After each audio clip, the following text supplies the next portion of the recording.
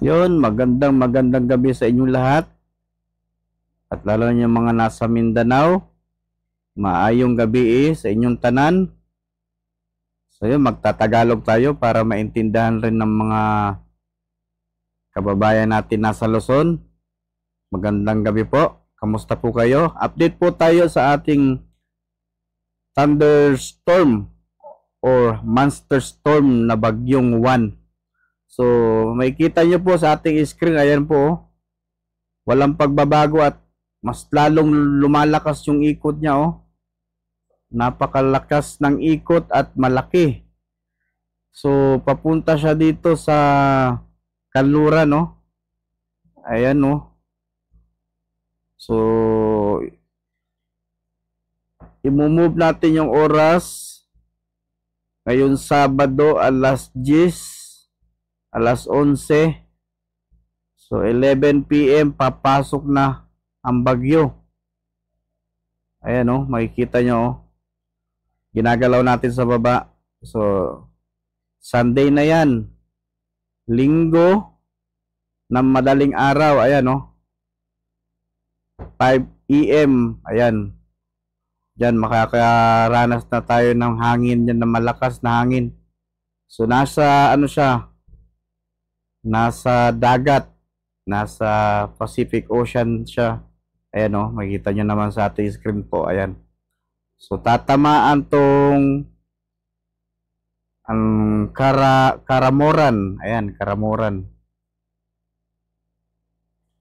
I-move natin. Ayan, oh.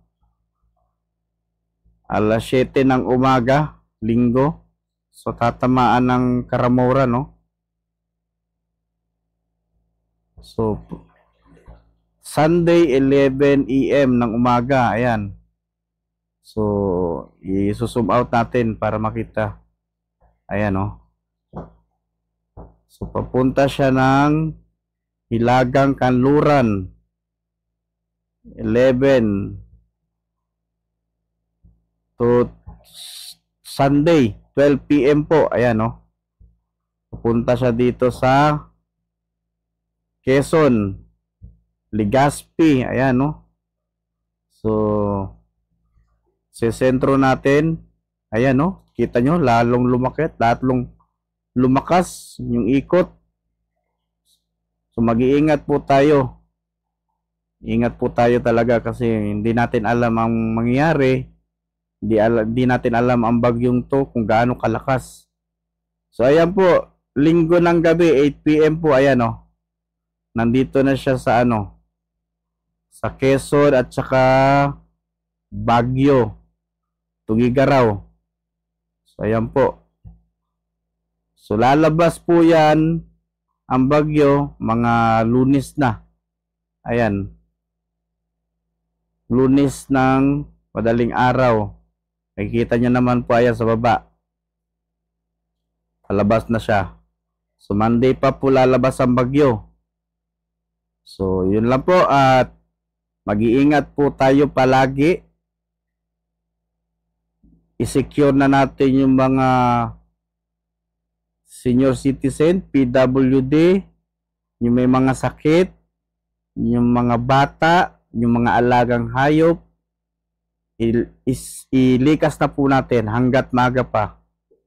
Kasi kita nyo naman po, napakalaki talaga ng bagyong Juan. So, paalala lang po ulit, hindi pa ako tagapag-asa, pero makikita naman po ninyo sa ating screen na updated po yan. Kung ano po yung lumalabas sa Pag-asa weather forecast, yun din naman po ito. So, mag-ingat po tayo palagi at magdasal po at mag-imbak na kayo ng mga pagkain nyo, mga flashlight nyo, mga anumang kagamitan, first aid kit, yun, i-charge nyo yung mga cellphone nyo, may mga power bank, lahat-lahat, emergency light, lahat po. Gawin nyo na ang dapat gawin at mag-ingat at magdasal palagi. Yun lang po at maraming salamat. Ingat po tayo. God bless.